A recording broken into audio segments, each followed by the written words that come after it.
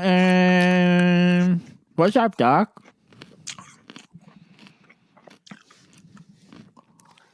Nothing, Josiah. What's up with you?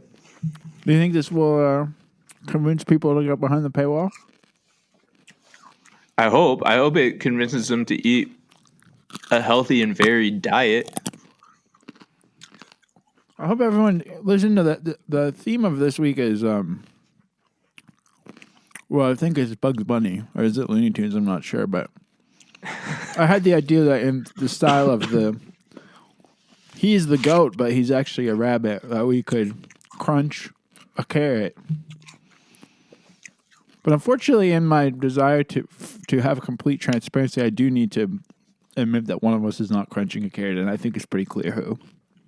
Was my bite kind of juicy? It was a lot. It was very juicy compared to mine. What do you think about eating? Eating in public seems like something you'd have an opinion on. Eating and chewing audibly, that sounds like a I like to Josiah thing. It's true. I'm such a crank. That's very Gen X of me. But we're not talking Gen X excellence this week. This is an episode of something else, and we don't even know what gen it is, really. We still haven't decided. Are we talking about Bugs Bunny or Looney Tunes, first of all? I think we're using Bugs Bunny as a springboard to talk about the Looney Tunes. He's kind of the star of the show. He does. Yeah, he's the leader. Mm-hmm. Okay, so it's Bugs Bunny. What generation do you think is Bugs Bunny excellence of? Good sentence. I think it might be the silent generation. Which could have been good if we had done a lengthy pause at the start. But the carrot, man, sometimes a carrot just hits so hard. Mm-hmm. What kind of apple you munching on over there? I don't know. It was a gift to me, but it's from an orchard. But I think it's pretty good. It has a delightful tart, or rather a nuanced balance between tart and sweet with a nice tactile crisp. Wow. Yeah, it sounds nothing like a carrot. Actually, the initial bite does sound like a carrot.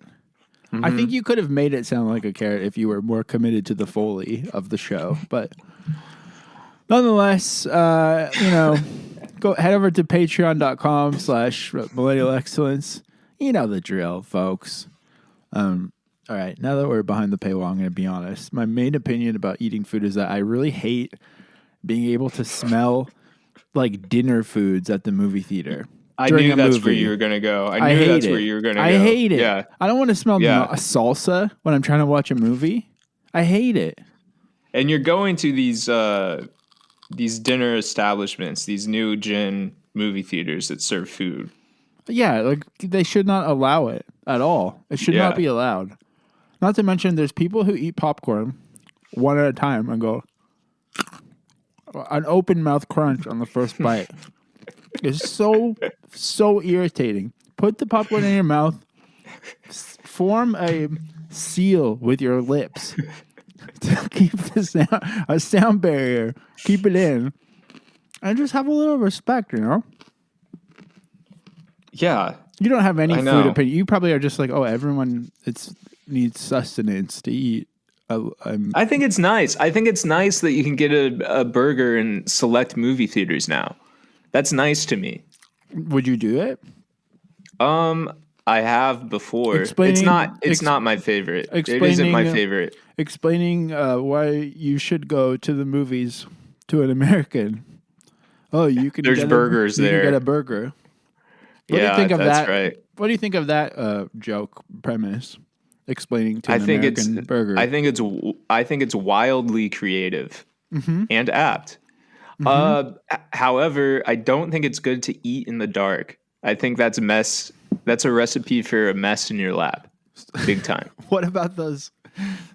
Both of those, both the setup and punchline. I know that was just a statement, but it was framed like a setup and punchline, and it kind of felt like you were saying, like a Confucius says sort of idiom. But I think it was just literal. I don't know if that could have any other applicable meaning to the rest of life.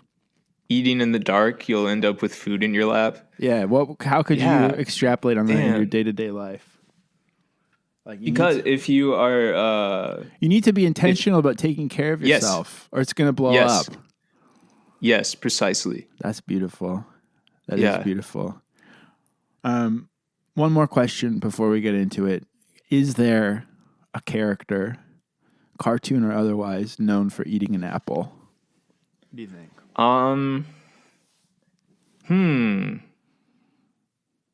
I don't know. Maybe Mr. Ed. Does he, or are you just thinking? Are you just using horse stereotypes? Yeah, maybe was doing some heavy lifting there. I think Mr. Ed eats sugar cubes. I think eating an apple would be a good. Oh, Charlie XCX, of course. Eating an apple would be a good trademark thing for a character to have. I'm surprised I'm surprised it took us to think of that. I'm trying to think. Like I feel like I can picture it, but maybe I'm just getting lost. Well, what other characteristics would this apple eating trickster possess? So you're assuming the character's a trickster, because I think it could be someone who's like thoughtful. Like I'm picturing. I'm not assuming anything. Well, where did trickster come from? I'm just proposing it to give you a springboard to work from. I don't think there's much mischievous about eating an apple. I think it's an inherently It's responsible wholesome. activity. Yeah, it's wholesome and G-rated. Yeah. I think I can picture a Looney Tune polishing an apple, maybe. Oh, Yeah, like the witch from not to IP switch, but the witch from Snow White was into an apple. There's a lot of apple play in that. yeah, Snow White ate the apple for sure. But the witch TV tropes provided it. Rather, this is r/TV tropes. Ooh. Ever since I was a kid, I've always wondered why villains are so commonly depicting eating apples in TV/film. Is it just a Garden of Eden thing? Oh, right. It's sinful. Yeah. It's interesting. think Eating an apple Eve is is a villain? Whoa. Oh, my God. I just realized. You give the Garden of Eden is about, and this, I think we've been talking about Adam and Eve a lot on this show somehow. I feel Because like it's evocative. That's where everything originates from. it's true. And it originates from her eating from the tree of knowledge. And then not only that, but we give apples to teachers who we associate with knowledge. Yes. So it's like, again, just like being dumb and not preparing or just vibing out is virtuous. And that's what I've been trying to say my whole life. Did Steve Jobs eat the apple? Is the bite in the iconic Macintosh logo implied to be taken? I think I seen a meme where it was Kim Kardashian's butt completed the apple. They put it in there and it was fit perfectly, which says something. Satisfying. Well, enough about that, I think. That's the apple riff. What Oh, we just got our Google Meet ping that we have an interview coming up. we really do run this podcast like it's a fake email job. I'm going to be honest, and I like that. Yeah, I do too. How do you feel about that phrase, fake email jobs? I mean, unfortunately, I'm really in the email mines. So I've always felt, I had like a real email job. Like I'm really doing stuff. Yeah. I don't like the phrase. I don't like these phrases that people are coming up with all the time. Yeah, there's too many phrases. I mean, but that's why I was confused, because you are sort of going in and you're dodging and weaving throughout various characters. Do you actually like the explaining to an American that it's a burger? Or, because I think... No. Yeah, there's been I think with most of these, there's been like 3 times that it was interesting that someone did it. There's like a maximum of 3. And then after a while, you're like, this is too much. But I agree. Like a fake email job can still drive you to like have a complete nervous breakdown if you let it. For sure. Definitely. Yeah. And what's the fake part? Yeah. Like you're not lifting stuff, I guess. Or like, I mean, there's been jobs where you don't lift stuff. Like it just happened in boardrooms. Like that's what I always think about. Like, the concept Don Draper was drinking 2 martinis for lunch and blasting cigs all day, and even having sex on the clock. Yeah, and that's a real job to you. So anytime The I introduction of behave email poorly, made it fake suddenly. I guess so. Yeah, anytime I behave poorly on the clock, do time theft or whatever, that's who Which you also I'm being Don don't. To be Draper. honest with you, you don't do time theft, from what I can tell. I've been trying to thieve your time, and it's hard. You're not a time thief. And I'm like all time thief at this point. I'm even thieving time from this show, probably, somehow. Mm-hmm. I don't remember why we wanted to talk about Bugs Bunny, but I do feel like Because he's awesome. he's so awesome. Did you have do you have a history with Bugs Bunny? I mean, I think I had an amazing time seeing Space Jam in theaters as a kid. An amazing time. Somehow I won one of the. Did you ever? Were you ever aware of those little like Tommy handheld gaming devices that were like an LED screen? Tommy? TOMY. Timu, more like. Just kidding. Anyway, it doesn't matter. I won a little toy when I saw Space Jam with my parents as a boy. These are like the kind where it was like a weird, like you might have had like I think I had a football one, maybe. Yes. Okay. Yes. I got a 101 Dalmatians one. So I got that game. I saw the movie. I loved it. It had Michael Jordan and Bugs Bunny. What more could a little kid ask for? Yeah. So yeah, I like Bugs Bunny. And then on Cartoon Network, Was that your introduction to Bugs Bunny? I don't think so. I think it must have been it must have just been in the ether of being a little kid in the 90s, because there was all the Warner Brothers was kind of like the bad boy to Disney. You ever notice how there's always a bad boy, or like in general, like Burger King is the bad boy to McDonald's. Yeah, it's true. Yeah, Warner Brothers is the bad boy to Disney. I think I'm the bad boy to you on this show, at least. I was going to say I'm Bugs Bunny and you're Daffy Duck. Yeah, that's probably right. Good. I'm glad we agree about that. Although you're not very like, I don't know. You have a little bit of a Elmer Fudd drawl when you talk. No. You have a little bit of a suffering succotash thing going on yourself. Bugs Bunny takes up a lot of space and eats up all the air and is like just pure charisma personified. I think we all wish we were Bugs Bunny, but I think very few people are, if any. I think Bugs Bunny kind of has the cool, reserved thing. Like he doesn't care. I don't think he's chewing the scenery the way Daffy Duck does. Yeah, that's true. But I still think he has this kind of. I mean, you have a sort of a dry. You have more of a Marvin the Martian cool, which I think is like the biggest compliment I could give anyone. I don't think Marvin the Martian was cool. You know who I really liked is that big monster guy who was covered in hair. They didn't use him enough. Yeah, he was good. Yeah. Do you know his name? I want to say Harry, but that seems wrong. And that I really loved. So I had a similar experience, but I was like already kind of raised on watching the cartoons. And I liked how there was like, they'd put all the cartoons into movies that they'd play on TV that had sort of a connective tissue. Like it was probably terrible, however they pieced them all together, but it was a movie that you would watch with just a bunch of shorts. I remember the VHS having those. And then, so for me, like going to see Space Jam was like the pinnacle of my life, because I think what I really liked about Space Jam, and you can tell just by the way the characters are shaded and the backgrounds and the drawings and stuff, is like they used to do a really good job of making something feel like it was the movie of something.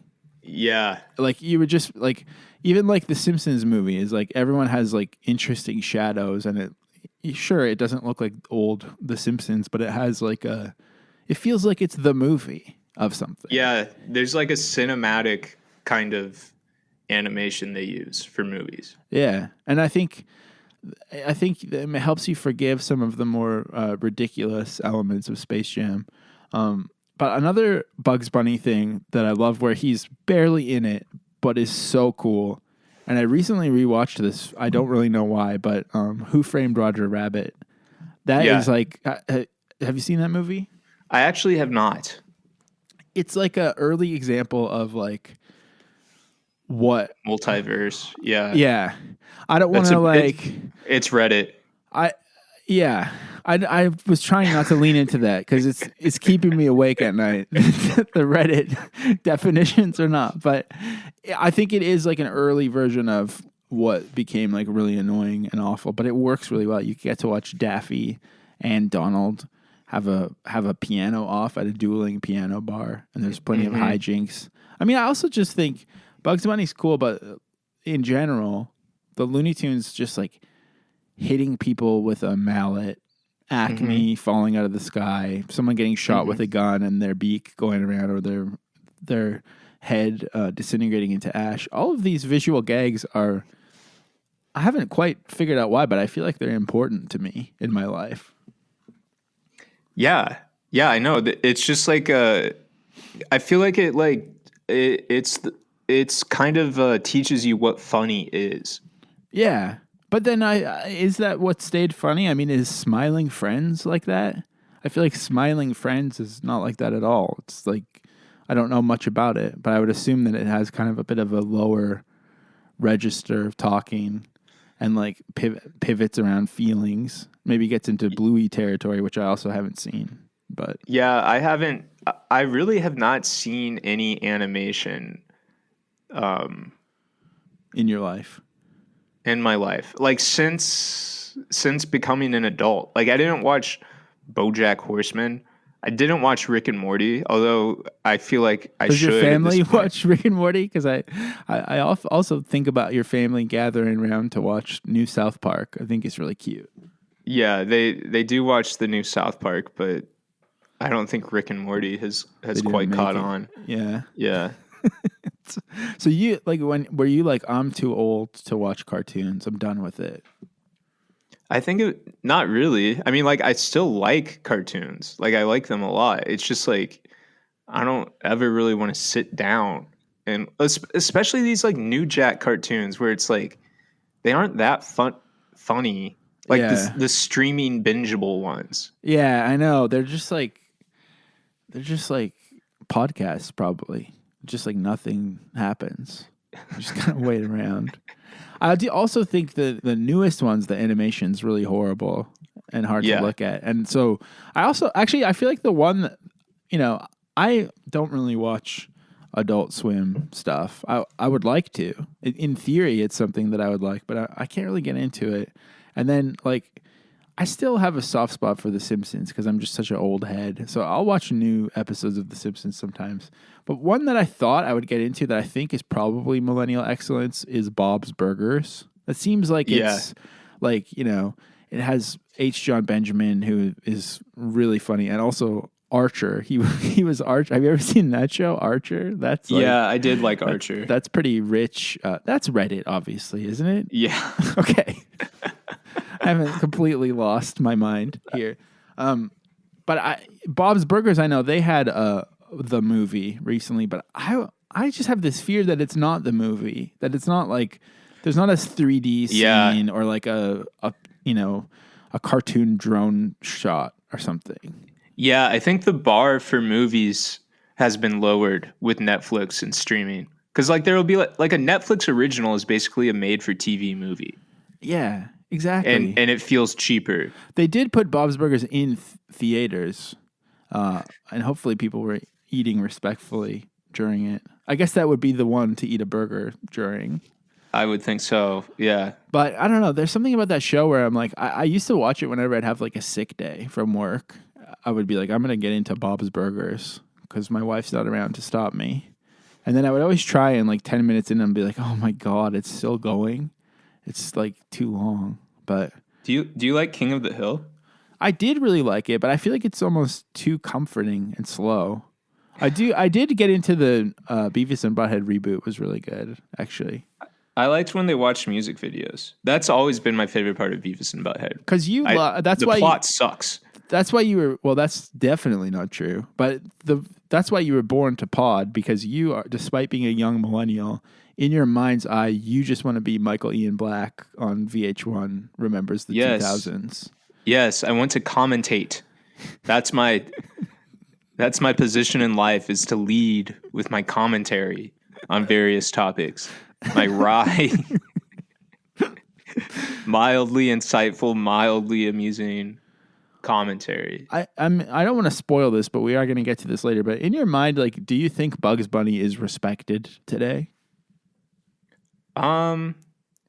Respected. Respected is such an interesting word to use. Or I guess I think celebrated. I don't know. Don't make me. No, yeah, I don't think so. I think Bugs Bunny is Bugs Bunny is lost media. Just kidding. Oh, I don't want to talk about this. But Chungus, big Chungus. That's what I was leading into because I think, I also do. I do want to. I want to lean into this, especially on the paywall. We could talk about memes, and I'm sorry for saying that. It felt disgusting. I was trying to make you feel gross, and I made myself feel gross. It backfired brutally. I don't actually really understand Chungus. Nor do I understand what it means when people use it as an adjective. But I do think that it is...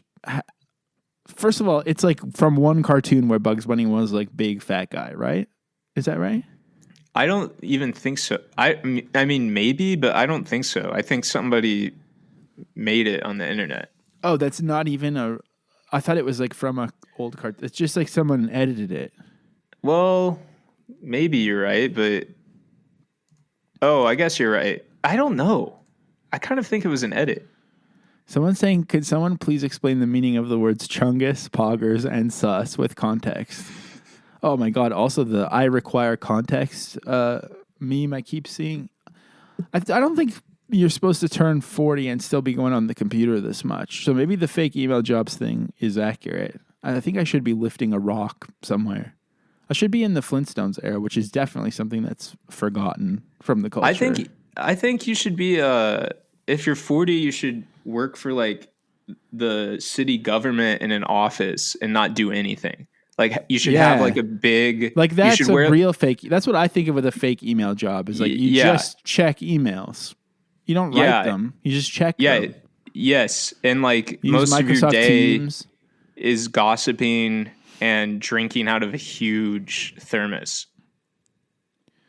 So Big Fat Bugs Bunny comes from the Merry Melodies cartoon Wabbit Twubble. Another thing is I don't know the difference between Merry Melodies and Looney Tunes. Hopefully no one was coming here to get some information. I think Merry Melodies kind of was the precursor. Okay.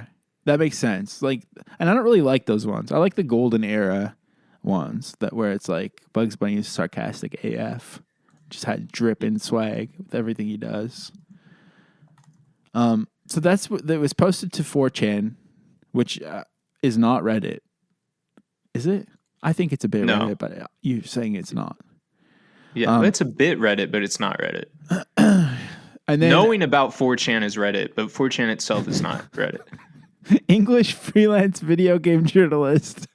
That's quite a title, my friend. Jim Sterling allegedly coined the word chungus, and it means... Oh my God, this is really painful to read out loud. Urban Dictionary user submitted a different Urban Dictionary user submitted an entry to the site for chungus, defining it as a word meaning anything and everything, but not limited to a chunky anus. I need to be making you read some of this stuff out loud. It became something where these fucking losers kept saying chungus is everything and anything and everything. But I still feel like people now, when people say like, "Oh, fuck my chungus life," yeah, do they mean? Isn't it still something millennial about it? I don't know. I mean, I think it's like, aren't they saying like that? Like when people are like, "Oh, I feel like people describe certain things that are painfully millennial as being chungus. No? Yeah, I mean, I think it's like whack and deflating, but it's hard to define. But you know, like you kind of intuitively know.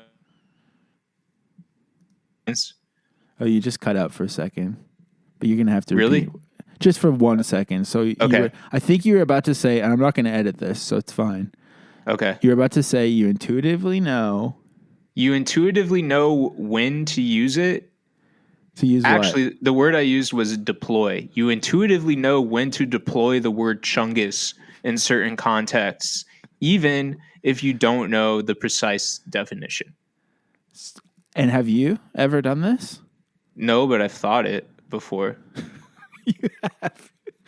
Yeah. Is your internal? I think it is. I think it is. Is your internal monologue like speaking in meme?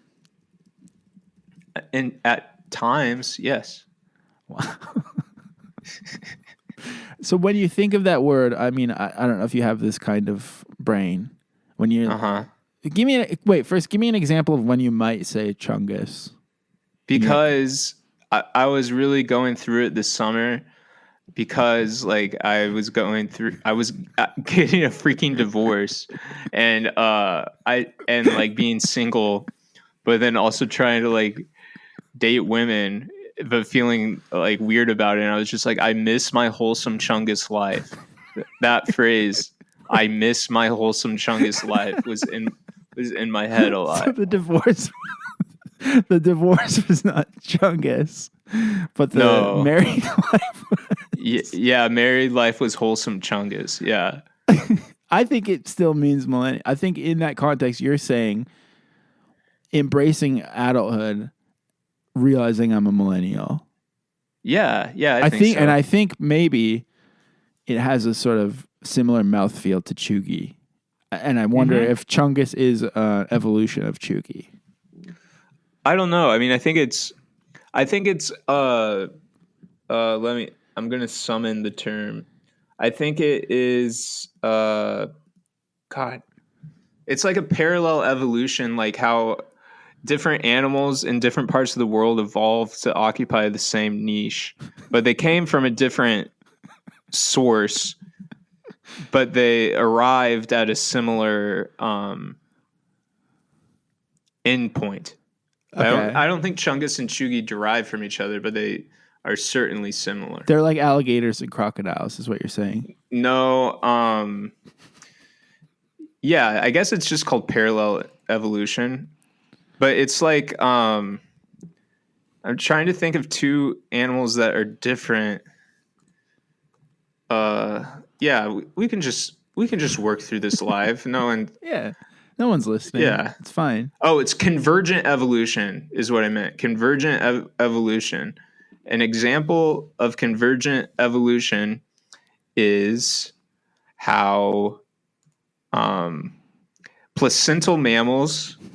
There's like in Australia, those are marsupials, and they're different, but they from placental mammals, which, as you can imagine, give birth through a placenta. Mm-hmm. But like, there's a marsupial mole and a normal mole, and they're only distantly related, but they occupy the same niche. There's a sugar glider is a marsupial. A flying squirrel has a placenta, or is born from one. They're different, but they occupy the same niche. Chuggy and chungus derived from, I don't even know where from, but now they occupy the same niche. When you said, I miss my chungus married life, was that the phrase that you were? I miss my wholesome chungus life. Did you have in your mind's eye Fat Bugs Bunny? No, not at all. So that's no longer related either. I think so. I think I think that's an interesting point. It's become divorced of its origin. But still, I think similarly this happened to the Muppets, and what's happening with the Muppets is a real damn shame out there. Is that if I owned the Muppets IP, I would be doing all kinds of stuff with it. You know what I mean? Like they'd be going crazy. Everyone would be loving it. But for some reason, the main Muppet thing is like we pictured Kermit sipping the tea, and that was it for like 20 years. And similarly, can you think of another example of Bugs Bunny showing up in culture barely at all, other than Chungus? Outside of memes? Outside of Chungus specifically. Well, yeah, I think there's other memes. Like, I think Bugs Bunny is like a Twitter reaction GIF goat. Really? Like sawing off Florida. Oh, yeah, true. Saying no in a sassy way. Yeah, the no one. Okay, you're right. I forgot about those. Yeah, there's a few others, I think. There's a few. So he doesn't have one main meme like Kermit sipping the tea, which was admittedly, some of these memes do capture a feeling that needed to be captured. I don't want to disregard them, despite how much more sort of nuanced and deep these characters go, really. But yeah, like, I don't know. I still just think Bugs Bunny used to be like everything. He used to just be everything. Like, I think I genuinely, when I was a kid, I think I just like literally wanted to be Bugs Bunny. Like I would daydream about taking tap dance lessons so that I could tap dance on a stage in that outfit that they wear and have someone pull me off with a hook. I would like always think about being pulled off of a stage with a hook, tap dancing. And that's not a joke. That's a real thing. That's kind of probably how I've ended up where I am today, is that I didn't really set any goals in my life. Yeah.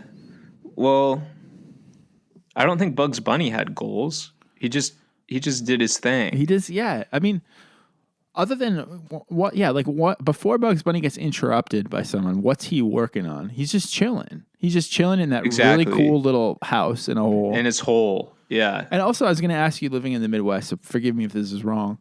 Do you live anywhere near Albuquerque? And what do you think of the I should have taken that, or shouldn't have taken? Is it I should have or shouldn't have taken that turn at Albuquerque? I live nowhere near Albuquerque, but when I was a kid, I thought that was hilarious. It's really funny. It's really good. No, I think you have lived closer to Albuquerque than I have. Really? Where is it? It's in New Mexico, which I think if you were in Calgary would just be like south. I'm looking at a map. I also do forget where you are all the time. Caleb was saying, that we're finally in the same time zone now, and I'm like, how can you not be in the same time zone as us when you were in Chicago? Oh, I'm just like on the western extremity of the Eastern time zone. I still think I was so much further north of Albuquerque than you were. I mean, you're still closer proximity, but either way, I guess, Bugs Bunny choosing which way to turn from Albuquerque, either north or east, would be choosing either one of us. So perhaps that's how we triangulate with him. Mm-hmm. Yeah, and if Albuquerque was a real place in the Looney Tuneverse, where does Wile E. Coyote and the Roadrunner, where do they have their battles? Right, because wouldn't that also be? Isn't New Mexico kind of Wile E. Coyote coded? I think so. I absolutely think so. That's yeah. I mean, they could be in Arizona, I guess. I could picture that. There's deserts all over the place. They could be in Osoyoos, BC, for all we know. So Bloomington is about 200 miles further from Albuquerque than Calgary, but that's not much. Wow. In the grand scheme of things. three more hours of driving. I'm really thankful that people have paid for this and listened to it. Me too. I don't think I like how minimally we've talked about Bugs Bunny and Looney Tunes. Yeah, this is like the kind of episode where people are like, wow, they've really come into their own. This is a great show. Like, the less you talk about the topic, the more they get addicted to. They're just desperate for you to talk about the topic. Yeah. But I was gonna real quick ask if you were into, and this is probably an episode for another day, but Animaniacs and Tiny Toons. Yeah, Tiny Toons. Like, I think I have stronger memories of Tiny Toons than the actual Looney Tunes. Yeah, I loved both of those shows. Yeah. I think I loved them both, but like looking at them now, not that I've watched them, but I think they tried to reboot them. They seemed a little bit too self-aware, whereas Bugs Bunny and the gang have an inimitable cool to them. Yeah, I think that's a pretty intriguing observation, and there's truth to it.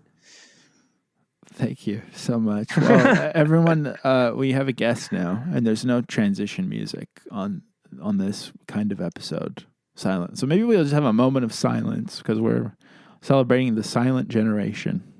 Do you remember? Wait, before we have our moment of silence, do you remember the Looney Tunes that was like, it was a little owl, and he was like, "I love to sing with the summer and the moon and the spring. I love to sing." Sounds familiar. Was that sampled in something? Great sewed. I don't know. I think you probably just saw it once and it stuck with you. I was obsessed with the singing frog or the tap dancing. Wait, the dancing frog. Was he dancing or singing? He was dancing and singing. Come Both. on, my baby. Yeah. That was really good. Yeah, I think Looney Tunes made me think that I was going to be experiencing a lot more ragtime in my adult life than I have thus far. But hopefully that'll change soon. All right, well, let's have a moment of silence. We are joined by my old friend, Alex, a.k.a. the artist behind House of Decline. House of Decline. Why did you choose that name anyways for it, with the Nazi spelling? I had a boyfriend at the time who I loved deeply. Great guy. He was, more inclined to, let's say, a traditional type of gay culture, which included at the time RuPaul's Drag Race, which is very popular. This was the 9th season. It was just cresting on the wave of cultural relevance. And you had Sasha Velour, doing that fucking rose petal thing, which you probably remember, even though you don't watch RuPaul. Oh, yeah, the fucking rose petal thing. Yeah, right? Of course. And so, as a result, I think because I was also really depressed as well during that time. I had just it's not working out with jobs in my 20s. And it's what if I just watched every bit of RuPaul as a comfort thing? And I got into it. It was now I can't stand watching it. It's wait, this is my initial assessment of it being very irritating. It was correct. But I got really into the thing and, did drag as sort of what became clear as sort of a dipping your toe in the water of the whole trans thing. Anyway, long-winded, I came up with this. And, I was the worst 2017 BuzzFeed leftist of all time. Oh, my God. Do you know because my drag name was Naomi Decline, which is awful. That's so good. I like it. Yeah. I'm not the target. Yeah. Yeah. I feel like is there any It would be, internet receipts for it? Because I feel like No, it never went on the internet. It was I feel like entirely Naomi Klein private and in loves my to head. Google herself, so she would probably does. love to find that and learn. This soft Zionist Naomi Klein, which is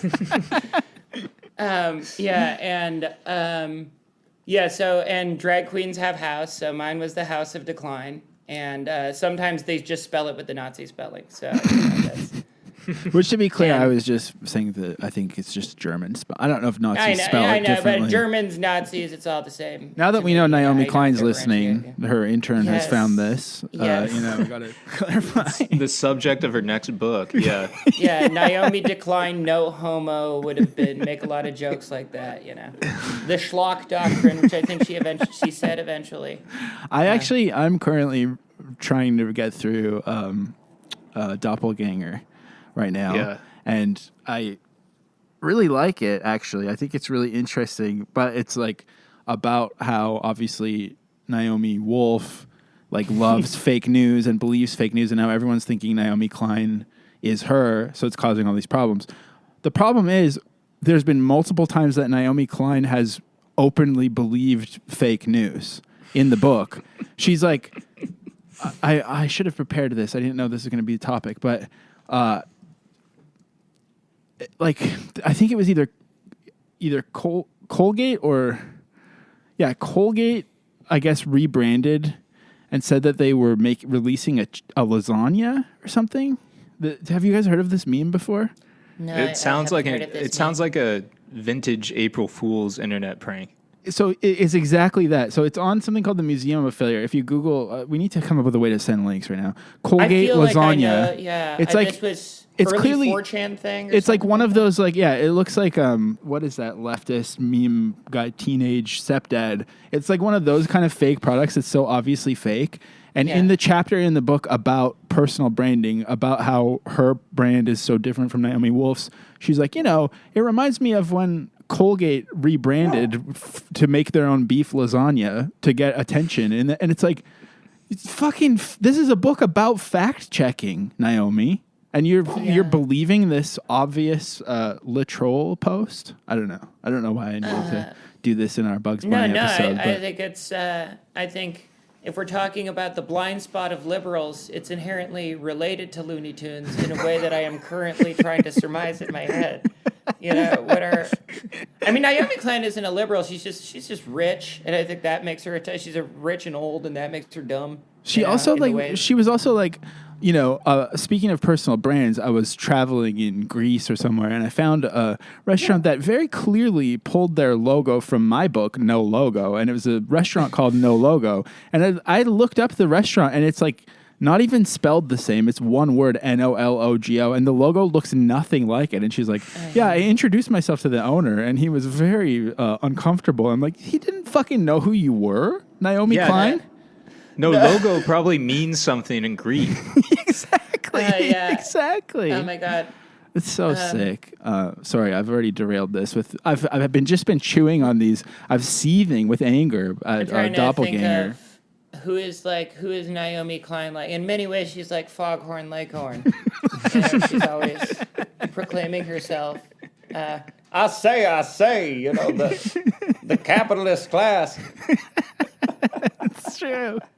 Or perhaps she's like Wile E. Coyote and people are painting things on the side of a cliff and she's going right into it. There you go. Yeah, Looney Tunes. I mean, in a way, this whole damn political system is fucking Looney Tunes. I tell you that much. That's right. Yeah, it's true. Now, Miles, I think at this point we've talked about this, but we need to figure out how to do these episodes where we're not reintroducing the concept halfway through with our guy, or we'll just keep doing it because who cares really. But what made you think we should talk about Looney Tunes? Because I have my theories, but I want to know. What made me think we should talk about Looney Tunes? Yeah, because this was your idea. You said, let's talk about Looney Tunes. I honestly have no idea. It's just a rich I thought like talking about Bugs Bunny in general, it's just a rich text to talk about. It's something that old people like, but or rather it was invented by old people. So it's a different generation. It is. Whether it's boomer, silent generation, golden generation, whatever, we'll do the math later. But earlier probably if you're listening. Yeah, but yeah, later. That's what I think. It's like an old person thing that we actually have the gall to go in on. I also think that Bugs Bunny and Looney Tunes have kind of fallen off a little bit, sadly, right now. But I also think, and Alex, feel free to chime in. But I think Bugs Bunny is because there was a movie. Have you? I didn't see the fucking movie. Did you see the most recent They did a full I did. animated. I did see Porky it. Pig Daffy Duck. How did you find it? Well, let me just finish with this thought to tee it up, and then I'll tell you. But I think that despite Looney Tunes having fallen off, I think in the hearts of all millennials, Bugs Bunny is a very formative person. Looney Tunes is so formative to all of us, even though we've turned our back on it. She's so important for trannies. Oh my God! Like literally to the point in the fucking Matrix 4. There's a character called Bugs who's like she's got the cyberpunk stockings, she's got the mesh, she's got blue hair. She's very named Bugs. But Bugs Bunny is very important for you because it's this character who is hunted, and through her cleverness, I'm sorry, I keep gendering her as her. Also the way Bugs Bunny talks, I feel like when I listen to, for example, a song that I love by canceled artists, Otis by Jay-Z and Kanye West. Yes. I think the reason that song sounded so good at the time is because they're both rapping in a Bugs Bunny impression. They're like, wah, like even early Eminem. Like I feel like there was a point until like whisper rap where every rapper was kind of doing an Bugs Bunny nasal drawl a little bit. Yeah, it's Bugs Bunny is about the joy of justified vengeance. That's usually what of course you realize this means war, and that's this Bugs Bunny character who's, the thing that differentiates, what is the thing that differentiates Disney from Looney Tunes? That's right, it's Jews. And, not in the, of course I'm Jewish, as every Jew is wont to bring up in a conversation.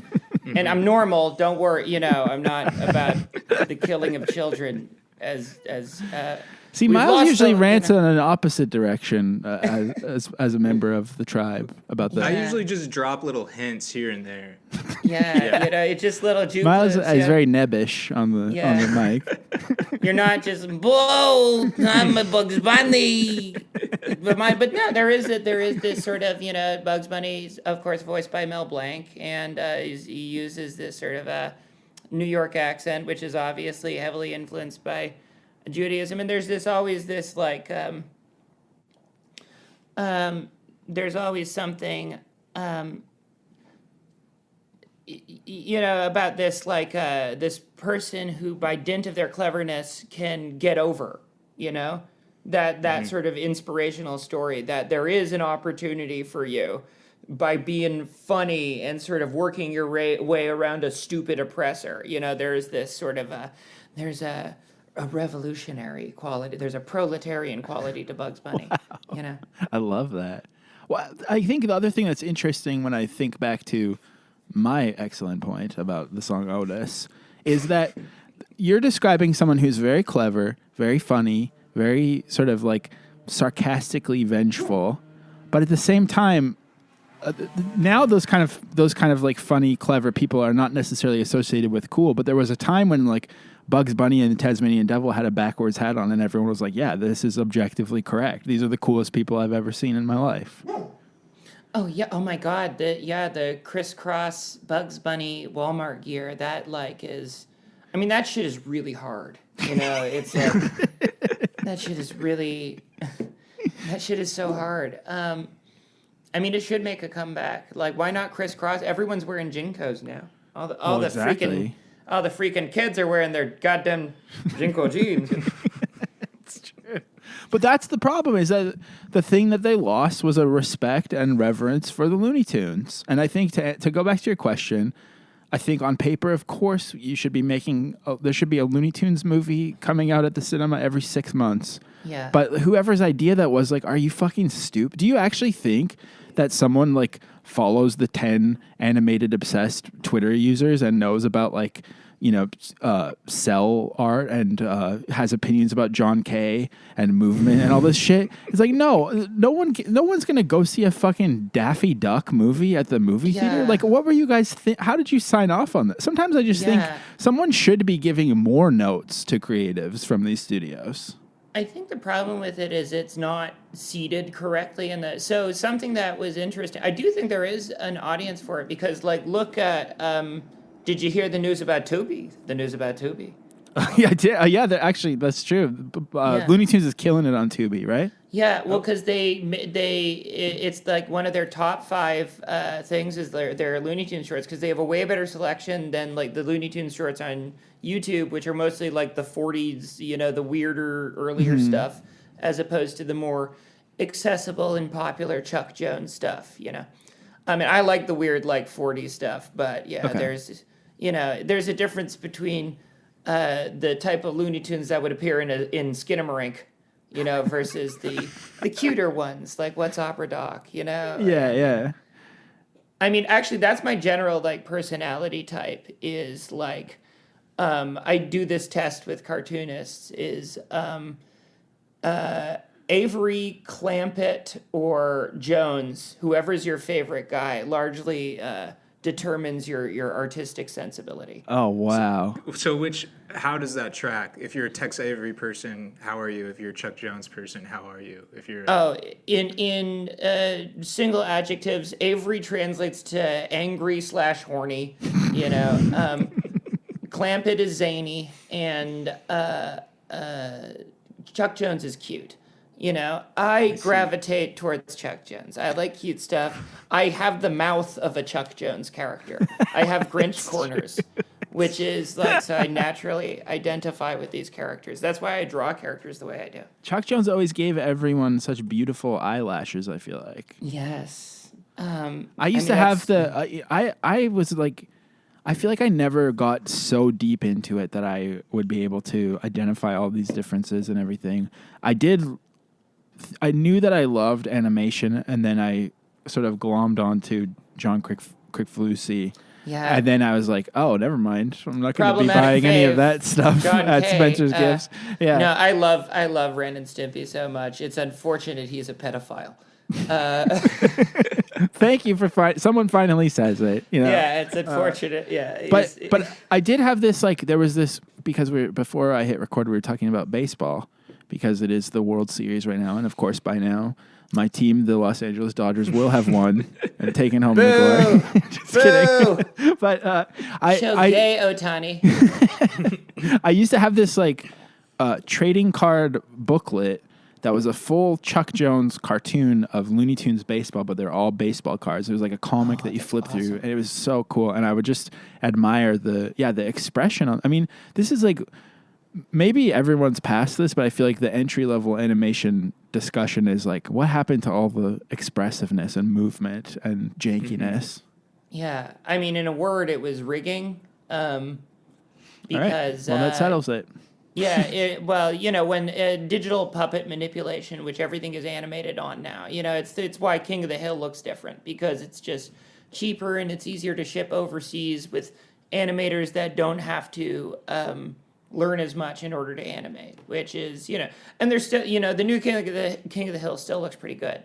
But you're always going to deal with those like digital skeleton manipulations, which just never looks as fluid and smooth as the old stuff. Right. Yeah. I think they did try to capture that spirit in the... Did you see the Daffy Duck movie, Mouse? I didn't. I actually went to it at like a cheap theater by myself in the afternoon, and it was like a really stinky cheap theater in Montreal that sucks a lot. And it was weird. It was a weird feeling to be doing that, but I did enjoy watching it. But again, I was just like, this isn't something you... Like you said, it's popping off on Tubi. You don't put this in the movie. Even like... I don't think Will Forte, as much as I love him, is someone who's going to carry a big motion picture about Wile E. Coyote. Like, I think Will Forte deserves it. He deserves. I can do. This is a chance to whip out my Will Forte impression. Holy shit! And I think he deserves a chance to capitalize on Nebraska. I swear to God. MacGruber too. I'm rooting for MacGruber too. I love that movie so much. Did you watch the show? The show was really good too. The MacGruber show. Oh yeah, I didn't see the show. I should see the show. It's really good, but still, I just think, like, obviously, if I'm Zaslav, I'm shelving that movie to make $500 million as well. Yeah, I do think it is like.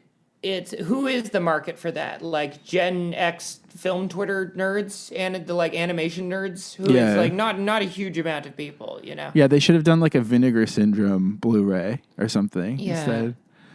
Because the animations that kids are watching are like YouTubes. I don't know. It's all like YouTube, like single animator done, like independent stuff now. It's like the Looney Tunes holds very little sway because you got someone like. Do you know Wortha Kids, or it's that animator? I don't know. Anyway, just a guy who's like not doing it all on his own, but is able to like cobble together very complicated stuff because the ease of use of animation technology has like exponentially increased, and there's way more. Or something like the Amazing Digital Circus. Have you heard of that? Are you vaguely aware of that? No clue.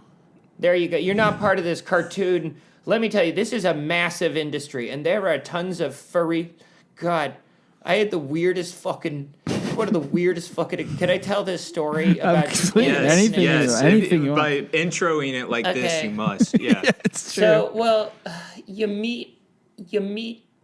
It's funny to be introduced to like worlds that you're just not a part of. It's like this like Lovecraftian, like, oh my God, I've glimpsed into an alter reality.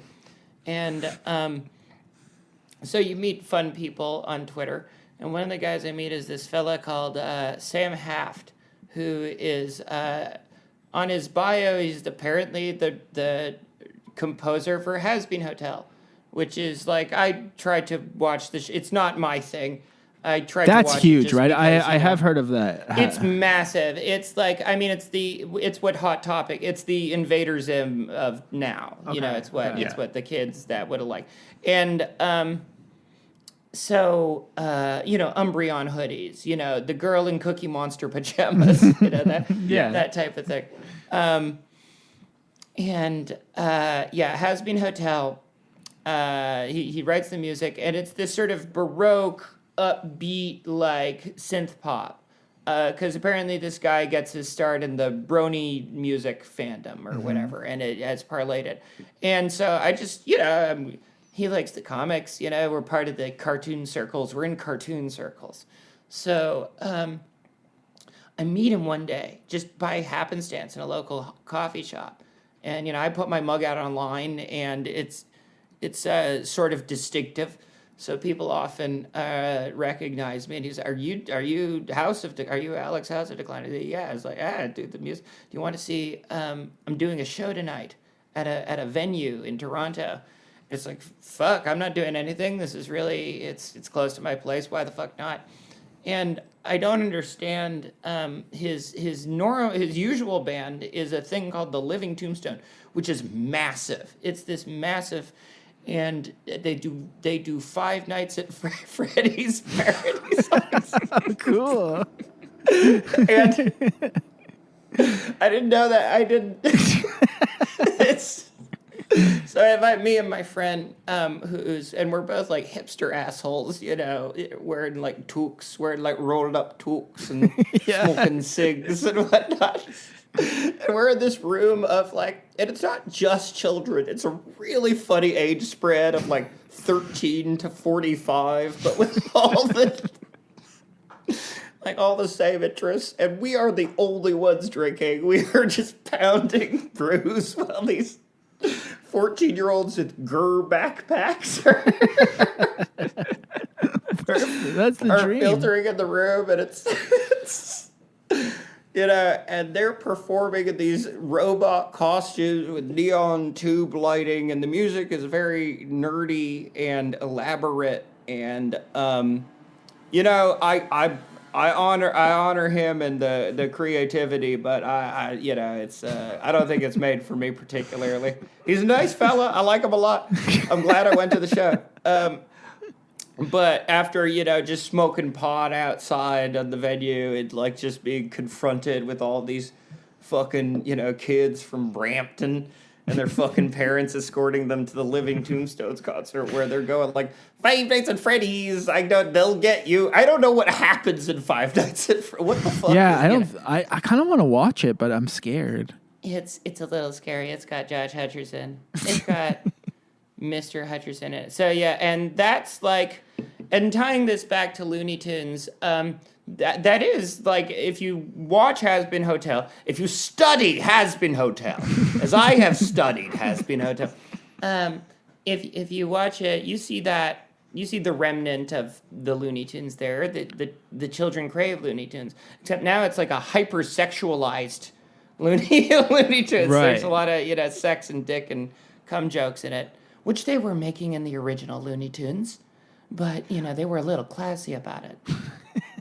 One thing about Looney Tunes I'm just kind of putting together, and Alex, you mentioned furries, so my mind went there. Yeah, and I don't expect either of you to know the answer to this, but I feel like furries love Sonic the Hedgehog. Yes. They love, and I feel like their art to this day is very influenced by like the 90s Walt Disney style. Yeah. But I don't see furries really rocking with Looney Tunes for some reason. Oh no, you see it depends on the artist. Okay. There's actually, this is a great divide in the furry community of like the Western furry artist versus the more anime style. And I mean, I think, and it's like largely drawn on the same lines, where the Western furry artist is like, these are more expressive than yours, which are more finely appointed, but more subdued. I think like in the original iterations of furries, as far as I can recall, it was very much more Looney Tunes influenced than Disney influenced, or I think even then there was a sort of bifurcation. But I've definitely. Knowing if you're in the cartoon world, you have to know furries. They are the largest consumers of cartoon art, non-furry cartoon, any cartoon art. So you just, you pay a little lip service to the furries. Hey, furries, here's a hot cat lady for you. Oh,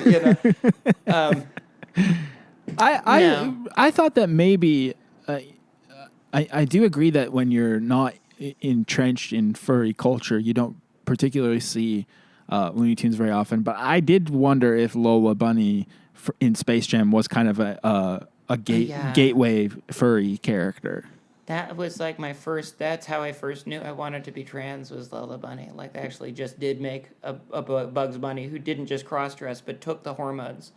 And, Wait, Bugs is that Bunny canonically that's Lola's backstory? Or yeah, Lola is canonically trans. It doesn't come up much in Space Jam.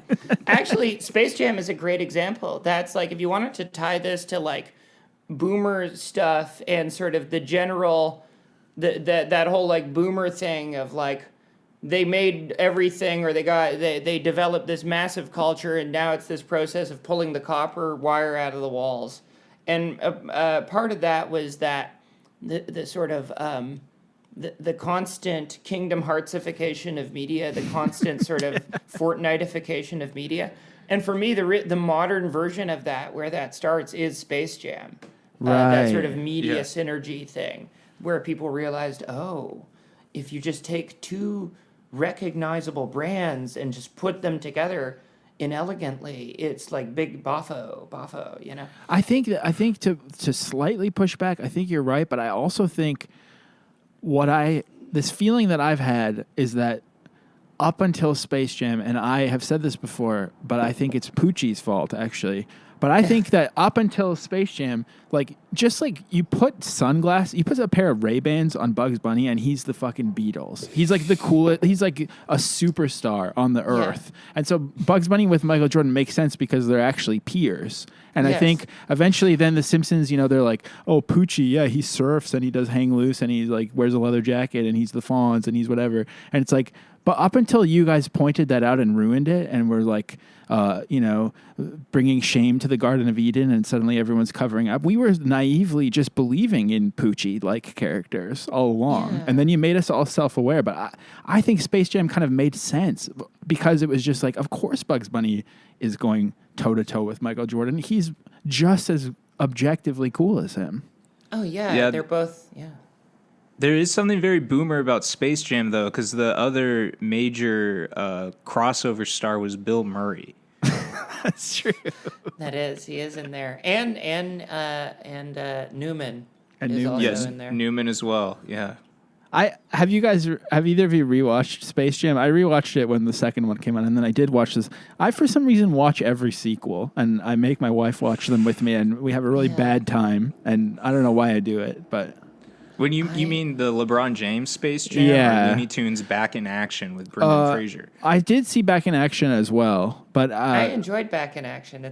I kind of want to revisit it, but the LeBron James sequel, they really go hard on sort of what Alex is describing of this callous IP farming. I feel like every movie that came out like 5 or 10 years ago had this like void that they travel into where there's all these different cartoon characters and movie stars. It's kind of like Wreck-It Ralph, but way worse.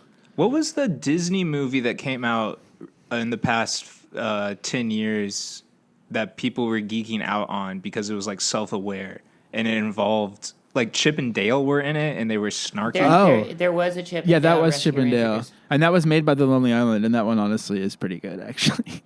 The advent of the self-aware Disney movie comes with Enchanted, if you remember, where the Disney first acknowledges the anti-feminist tropes of Disney movies. Oh, yeah, right, with Amy Adams, right? And then becomes a series of Disney woke Disney, if you will. But there's always like, I remember even Frozen, which is like 10 years old at that point, but there's sort of like a point of dispelling the old tropes of Disney movies where the sister is like, oh, you can't marry a guy you just met, it's talking about the naive. And there's some part of that which is like, I don't know, the literalness of fairy tales, the taking fairy tales very literally, I feel is I don't know, part of this mining of these, this sort of reproduction of these old tropes, but in a way that is sort of, by dint of its self-awareness, this ersatz copy of something that was once greater. But maybe I'm being a return bitch. We need to go back to Sleeping Beauty. I mean, so having said that, I think Looney Tunes did do that very elegantly. Like, I don't remember the name, but the one where Daffy keeps getting erased and redrawn. Like, they were always breaking the fourth wall in a way that didn't feel like it was a Burger King commercial or something. Yeah. Well, it's because it wasn't. I mean, I suppose there were. I mean, there's a lot of politics in Looney Tunes, but there's not a lot of gender I mean, there's not a ton of gender politics in Looney Tunes. There's a ton of gender politics in Disney. It's just rife with it. So, and when you have like this new audience that's sort of aware, and you're this MBA at Disney trying to decide, okay, what's the position that we can take in order to gain the most money, and also to gain the most publicity off of right-wing think pieces about the wokeness and Frozen, you know? Right. So, but now that's, I mean, gay, you know, like woke capitalism. I should stop using that term. I you know, just. I mean, you're not. As a catch-all. Are you worried about woke too? Is that why? Well, it's interesting because I see some people having this take now, which is like, oh, don't you miss gay capitalism? Which is like, no, it was indicative of a sort of eye of the storm in many ways. You know, we're living out this long end of history moment with you know, Space Jam really being like the height of that excess, you know, the sunglasses on Bugs Bunny, the coolness, like American cultural exports at its fucking prime. Jordan is fucking famous everywhere on Earth and beloved, as is Bugs Bunny. And then the fucking planes hit the Twin Towers and bam, that's all gone. You know? Now, I mean, truthfully, you know, you describe their animation being such a huge industry. I feel like I know so many people who are animators, and I don't understand like where are every animated TV show that I hear of just looks like flash art, and it has Bill Burr doing a sort of 20-layer down Homer Simpson knockoff kind of character. Swear to God, I will put you through a wall. I swear to God, indentured Bengali servant, I will put you through a wall. I wonder what other impressions we can stumble upon. Here. Yeah. I do Bill Burr a lot because he's very funny to me. Upset that he went into that Saudi Arabia comedy. I said, come on, man. But my point is just, I feel like so many people love animation, as you rightfully pointed out, but it is not to be cruel to all of our beloved furry fans, but you know, that feels niche. It doesn't feel like monoculture. I feel like animation has become a niche commodity. It has and it has. I mean, it isn't that like the circles. If you're not in them, they're kind of well hidden. But they're there at cons. They're there at especially furry convention. I mean, I don't know if you understand just how big the furry community is. You know? I probably don't. And how much it's like, if it's like how much it's going to be like in one battle after another, where you get kidnapped by ICE, but then you have your furry guy like on the inside going like, you know, it's. I don't know, through the Cartoon Network, through this Cartoon Network, that not the TV show. You mean the channel or the actual, there's a real Cartoon Network, like a sort of a real network. Underground Railroad of furries. No, because it's like, if you're like a weirdo autist that fucking likes cartoons, you know, you tend to be, I'm on the same wavelength as you, you know, we understand each other. And the whole thing of, you know, the unusually wealthy furry that works at fucking NASA, that's fucking true. That's not a myth. That's like, there's all sorts of like high-powered science furries that are also big consumers of cartoons, you know? Wow. Okay. So what, like, let's close out on this. What is your pitch to save the Looney Tunes? More explicitly sexual, like Aspinota. Have Bugs Bunny as CD Bugs Bunny, you know, like going on Grindr, you know, being like, hey, what's up? And Elmer Fudd being a chaser, being like, oh, you know, you're the most beautiful, you're the most handsome woman I've ever seen. How big is it? How big is it? Perfect. Well, Alex, thank you so much for coming on. And you want to plug anything while you're here? I mean, no one's listening. Let's be honest. No, I'm listening. I'm listening. House of Decline, HAUS of Decline, Instagram, X.com, the everything site, and Blue Sky, where the furries are. That's where the furries are, and the Brazilians. So that's my audience. So which is why I'm there. I know it sucks, but it's got furries and Brazilians. So I need that for money. And also go Jays. I love the Jays. I don't know when this is coming out, but I got it. It's coming out in 1 week, so it's going to be too late to do anything about it. I agree with your dog. Whatever the outcome is, I love the Toronto Blue Jays. I do too, actually. I'm only a week into my fandom, but I love them too. They're great. That's all you need. Falling in love with all the guys. That's all, folks. Oh my God.